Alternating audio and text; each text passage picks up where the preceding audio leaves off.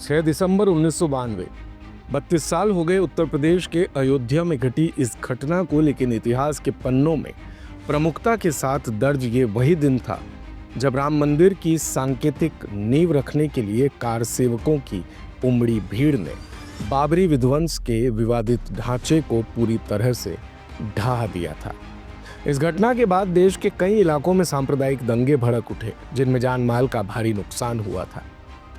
लेकिन इसकी पृष्ठभूमि कुछ सालों पहले ही तैयार हो गई थी। 80 के दशक का अंत और 90 के दशक की शुरुआत में राम जन्मभूमि की अलख देश में जाग चुकी थी। ये वो समय था जब देश भर से कार सेवक और साधु संत राम मंदिर बनवाने के लिए अयोध्या कूच कर रहे थे। सूबे में मुलायम सिंह यादव की सरकार थी और 30 अक्टूबर 1990 का दिन था। श्रद्धालुओं की भारी भीड़ की वजह से अयोध्या में कर्फ्यू लगाया गया, जिसकी वजह से कार सेवकों और श्रद्धालुओं को अयोध्या में प्रवेश से रोका जा रहा था। पुलिस ने विवादित ढांचे के 1 किलोमीटर के दायरे से भी ऊपर परिधि में सुरक्षा का घेरा बना रखा था। इसी दौरान कुछ कार सेवक जो कि विवादित ढांचे की ओर बढ़ रहे थे, उन पर पुलिस ने गोलियां चलाई और 5 कार सेवकों की वहीं मौत हो गई। मौत के बाद पूरे देश से हजारों कार सेवक अयोध्या पहुंचना शुरू हो गए।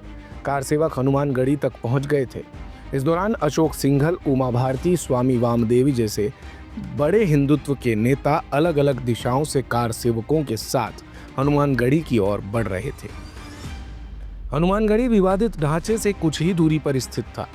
2 नवंबर की सुबह हनुमानगढ़ी से जैसे ही कार सेवकों ने आगे की ओर कूच किया, पुलिस ने फिर कार सेवकों पर गोलियां चला दी। इसमें सरकारी आंकड़ों के मुताबिक 18 कार सेवकों की मौत हो गई थी, जिसमें कोलकाता के कोठारी बंधु भी शामिल थे। इसके बाद कार सेवकों ने शवों को सड़क पर रखकर प्रदर्शन किया। 4 नवंबर को इन कार सेवकों का अंतिम संस्कार किया गया और देश के अलग अलग हिस्सों में कार सेवकों के शव की राख को भेजा गया। अयोध्या में कार सेवकों पर गोली चलाने के कई सालों बाद जब मीडिया ने मुलायम सिंह यादव से इसको लेकर सवाल किया, तब मुलायम सिंह यादव ने कहा था कि मेरे पास इसके अलावा कोई और चारा नहीं बचा था। मेरे सामने देश की एकता का सवाल था। बीजेपी ने अयोध्या में 11 लाख कार सेवकों की भीड़ खड़ी कर दी, इस वजह से मुझे गोली चलवानी पड़ी और मुझे इस बात का पूरा अफसोस है, लेकिन उस समय मेरे पास कोई दूसरा चारा नहीं था। लेकिन इसके बाद पूरे देश से कार सेवकों का जत्था अयोध्या के लिए रवाना हो गया। एक ऐसी क्रांति जिसकी कोई परिकल्पना भी नहीं कर सकता था। शासन प्रशासन ने इन कार सेवकों को रोकने की कोई कोर कसर नहीं छोड़ी थी। कर्फ्यू लगवाया, सड़कें बंद करवाई, अयोध्या जाने वाले वाहनों को रोका, बैरिकेडिंग तक की, लेकिन कार सेवक खेतों से, पगडंडियों से होते हुए, गांवों से होते हुए अयोध्या पहुंच गए। 6 दिसंबर 1992 का वो दिन भी आ गया जब कार सेवकों की रैली में 1.5 लाख से ज्यादा की भीड़ शामिल हुई। इसके बाद ये भीड़ विवादित ढांचे के पास पहुंचते ही एकदम से बेकाबू हो गई और देखते ही देखते इस भीड़ ने विवादित बाबरी ढांचे को ध्वस्त कर दिया।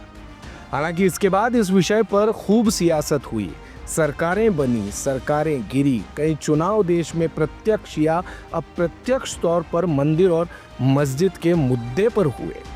सालों केस चला, फैसला आया, रामलला का भव्य मंदिर बना, ऐतिहासिक प्राण प्रतिष्ठा समारोह हुआ। लेकिन आज भी जब कभी ये तारीख आती है, ये दिन आता है जिसे कहा जाता है 6 दिसंबर, तो स्वतः जीवित हो जाती है एक साथ अनगिनत कहानियां।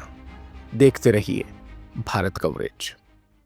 दिन भर की सारी अपडेट्स के लिए सब्सक्राइब करें भारत कवरेज को और हाँ, बेल आइकन दबाना ना भूलें ताकि आप रहे अपडेटेड हमेशा।